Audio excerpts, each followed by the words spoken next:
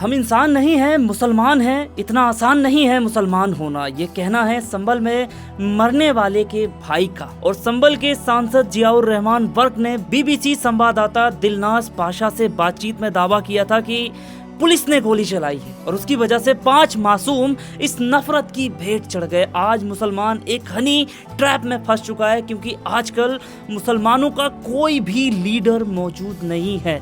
सोचिए, यूपी विधानसभा में इस बार 34 मुस्लिम विधायक पहुंचे थे, अब वो सब कहां हैं? और इस बार संसद में लगभग 27 मुस्लिम उम्मीदवार पहुंचे हैं और लगभग 233 कुल मुस्लिम विधायक इस देश में मौजूद हैं या इससे भी ज्यादा हैं। आप सोचिए, मुसलमानों के कितने सारे नेता हैं, कितने सारे विधायक, कितने सारे एमपी जो पार्लियामेंट में है, विधानसभा में है, संसद में मौजूद हैं, पर इनकी मजाल तो है कि ये पार्लियामेंट में जाकर के अपना मुंह खोल दे। आपको पता है सर, संसद की पावर क्या है? अगर संसद में इसके खिलाफ आवाज उठाई जाएगी तो इसका असर बहुत दूर तक जाएगा। खैर, इस वीडियो में आपको पूरी डिटेल मिलेगी, क्या वजह है कि क्यों संभल की मस्जिद को निशाना बनाया गया और आगे क्या होने वाला है। पूरी वीडियो देखना, मैं नहीं चाहता कि कुछ भी आप लोग यहाँ पर मिस कर दो। शुरू से शुरू करते हैं। विष्णु जैन ने अपने पिता व अधिवक्ता हरिशंकर जैन सहित लगभग 18 लोगों की ओर से 19 नवंबर को सिविल जज सीनियर डिवीजन में बात दायर की थी। उनका दावा था कि संभल में शाही जामा मस्जिद हरिहर मंदिर है और कोर्ट ने भी तुरंत बिना दूसरे पक्ष को सुने और प्लेसेस ऑफ वर्शिप एक्ट 1991 को भी ध्यान में ना रखते हुए तुरंत सर्वे का आदेश जारी कर दिया और वरिष्ठ अधिवक्ता रमेश राघव को सर्वे के लिए एडवोकेट कमिश्नर नियुक्त किया गया। और कोर्ट ने सर्वे का वीडियोग्राफी, फोटोग्राफी का भी आदेश दिया और कहा कि कोर्ट को ये सब अपने समक्ष में चाहिए। अब कोर्ट के आदेश पर 19 नवंबर की शाम को टीम सर्वे के लिए पहुंच जाती है और टीम ने करीब 2 घंटे तक सर्वे किया, जो कि शांतिपूर्ण ढंग से हुआ और किसी भी मुस्लिम ने इसका कोई विरोध नहीं किया। पूरी वीडियोग्राफी हो गई, फोटो वगैरह सब कुछ खींच लिए गए। इसके बाद में 21 नवंबर को वहां पर कैमरे लगा दिए गए पूरी मस्जिद के चारों ओर। फिर 22 नवंबर को जुम्मा आता है और सर्वे के बाद 22 नवंबर को पहली जुम्मे की नमाज पढ़ी जाती है, जहां पर की भारी मात्रा में पुलिस फोर्स तैनात थी। उस दिन भी खैर कुछ नहीं होता। 23 नवंबर को इलेक्शन का रिजल्ट आना था। इसके बाद में दोबारा से 24 तारीख को लोग सर्वे करने के लिए जाते हैं, लेकिन इस बार उस टीम के तेवर बदले बदले से थे। जब सर्वे के लिए टीम गई तो उसके साथ में भारी मात्रा में लोग थे और लोग जय श्री राम का नारा लगाते हुए जा रहे थे, मानो कि मस्जिद के सर्वे के लिए नहीं जा रहे थे, बल्कि इनका इरादा कुछ और ही था। ऐसा मैं क्यों कह रहा हूँ, आप पहले ये वीडियो देख लीजिए।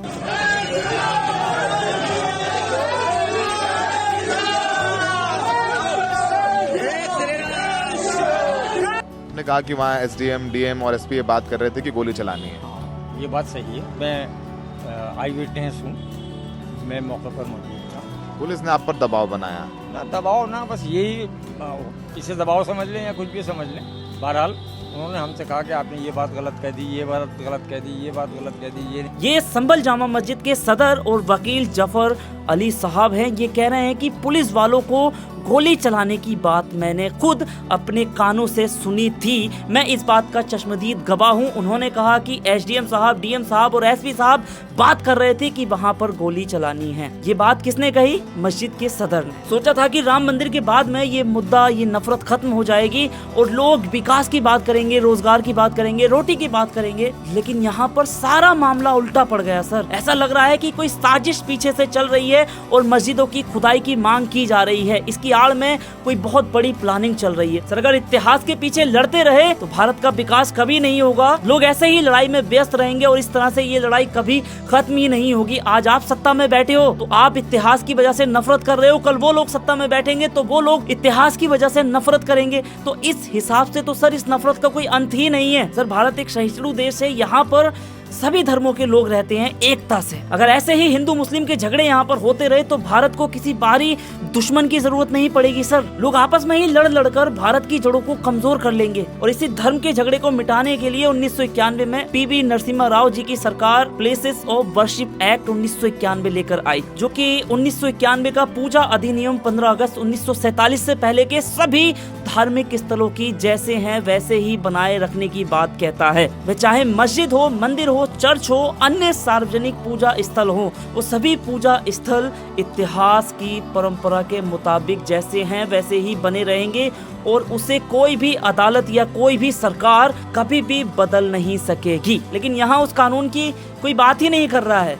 इस प्लेस ऑफ वर्शिप एक्ट की धारा 2 कहती है कि 15 अगस्त 1947 से पहले का अगर किसी भी धार्मिक स्थल में बदलाव को लेकर कोर्ट में केस लंबित है तो उस पर तुरंत रोक लगा दी जाएगी। और प्लेस ऑफ वर्शिप एक्ट की धारा 3 के मुताबिक किसी भी पूजा स्थल को दूसरे धर्म के पूजा स्थल के रूप में परिवर्तित नहीं किया जा सकता।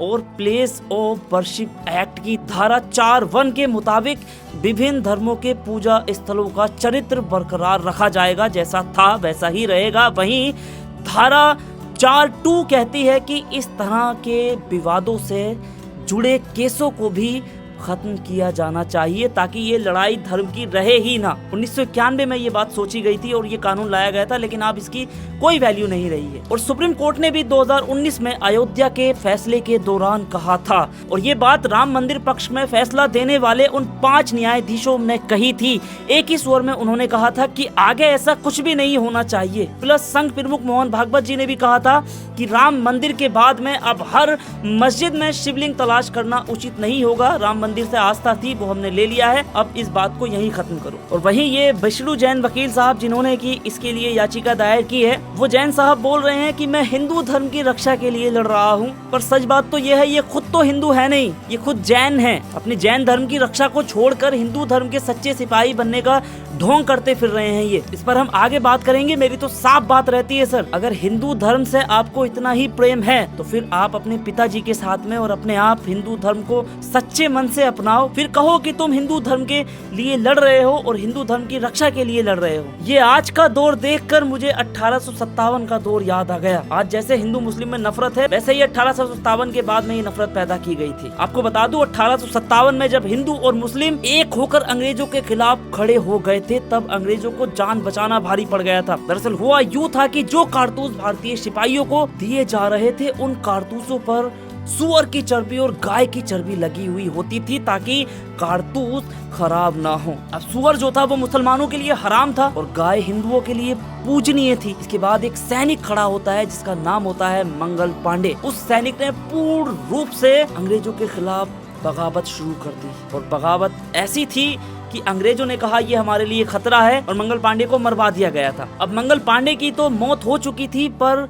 बाकी जो भारतीय सैनिक थे उनके साथ के, उनके अंदर आजादी की आग लग चुकी थी। वो सब दिल्ली बहादुर शाह जफर के पास आते हैं और बहादुर शाह जफर से कहते हैं कि हम सब हिंदू और मुस्लिम एक होकर आपको अपना लीडर घोषित करते हैं। इसके बाद 1857 में अंग्रेजों के खिलाफ एक क्रांति हुई जिसमें हिंदू और मुस्लिमों ने एक साथ लड़ाई लड़ी। ना सिर्फ दिल्ली अंग्रेजों के हाथ से छीना गया, बल्कि जगह जगह पर अंग्रेजों के खिलाफ युद्ध होने लगे और जगह जगह पर अंग्रेजों की दुर्दशा खराब होने लगी। और रानी लक्ष्मीबाई ने भी युद्ध की घोषणा कर दी और खुद मैदान में कूद गयी। भले ही रानी लक्ष्मीबाई शहीद हो गयी, लेकिन आज रानी लक्ष्मीबाई तो भाई रानी लक्ष्मीबाई है। इसके बाद ईस्ट इंडिया कंपनी के हाथ पैर फूलने लगे, ब्रिटिश की तरफ से और फौजी बुलाए गए, उस क्रांति को दबाया गया।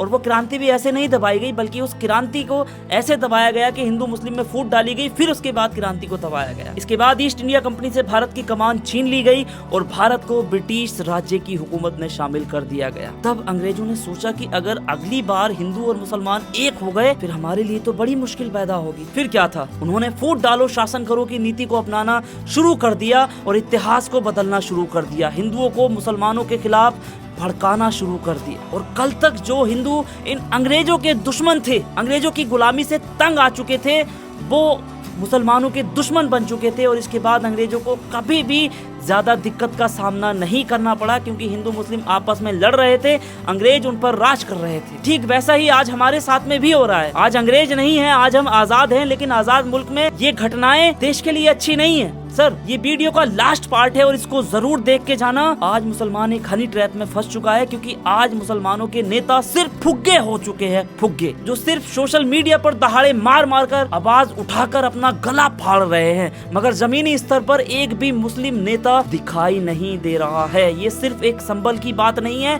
मैं सारे देश की बात कर रहा हूँ। आप सोचिए, मुसलमान की बड़े बड़े लीडर, यहाँ तक कि खुद को मुसलमानों का मसीहा कहने वाले बहुत से मौलवी, आज ये सब लोग पैसे को अपना खुदा मान बैठे हैं। यहाँ तक कि निचले हाथ से बीजेपी से और आरएसएस से पैसा उठाते हैं ये लोग। इसके बाद ये लोग अपनी कौम का सौदा कर रहे हैं। मैं बिना सबूत के कुछ नहीं बोलता। अगर आज मैं ये बात कह रहा हूँ तो सच के साथ ही बोल रहा हूँ, और यही वजह है कि ये लोग आज मुसलमानों के खिलाफ हो रहे किसी भी जुल्म पर आवाज नहीं उठा रहे हैं। ये सिर्फ उसी पर बात करेंगे, उसी पर आवाज उठाएंगे जहाँ पर ये बिल्कुल सेफ हैं, इनको जेल डालने का डर ना हो या फिर किसी सत्ताधारी पार्टी को इनके बोलने से कुछ फायदा हो। इनको कौम के लोगों से या कौम से कोई मतलब नहीं है। मुसलमानों के एमपी एमएलए सिर्फ मलाई चाटने के लिए हैं और मुस्लिमों के रहनुमा भी यही काम कर रहे हैं। आपने देखा होगा ज्यादातर मुस्लिम मौलवियों को, कौम के रहनुमाओं को ये कहते हुए सुना होगा कि इस पार्टी को वोट मत देना वरना बीजेपी आ जाएगी, उसको वोट मत देना बीजेपी आ जाएगी, ये हो जाएगा वो हो जाएगा। ये कौम के रहनुमा ये बात भूल गए कि जिस जहालत के अंधेरे में कौम पड़ी हुई है उसे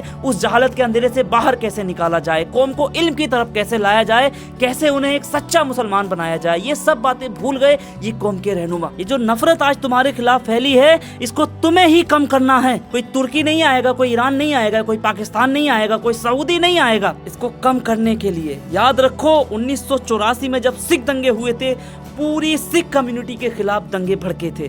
जो सिखों ने झेला है ना वो मुसलमानों ने अभी तक नहीं झेला है। सिख अपने खिलाफ हुई हिंसा को दोहराना नहीं चाहते थे और वो इस बात को समझ चुके थे कि ये जो नफरत हमारे खिलाफ फैली है इसको हमें ही कम करना है। इसके बाद वो पूरी कौम दिलो जान से लग गई सिस्टम का हिस्सा बनने, पढ़ाई लिखाई करने, और जगह जगह पर वो लोग लंगर लगाने लगे। और लंगर को ये नहीं था कि साहब सिख है तो सिखों को ही देंगे। लंगर में ये नहीं था कि पहले आप जय श्री राम बोलो तभी आपको खाना मिलेगा। नहीं, उन्होंने कहा हिंदू है, मुस्लिम है, सिख है, ईसाई है, कोई भी है, बिल्कुल निस्वार्थ ढंग से आओ, खाना खाओ, हम तुम्हारे लिए बैठे हैं। आज सारा देश सिखों को सम्मान की नजर से देखता है। मुसलमानों को भी कुछ ऐसा ही करना होगा, तभी कौम का भला होगा। और लास्ट में एक बात, मुसलमानों को अपने कौम के रहनुमाओं से कोई उम्मीद नहीं करनी चाहिए। ये सारे के सारे दलाल हो चुके हैं, ये सारे के सारे दोगले हो चुके हैं। इन्हें मुसलमानों से कोई मतलब नहीं है। सच बात ये है। इस वीडियो को जितना हो सके ज्यादा से ज्यादा शेयर करें।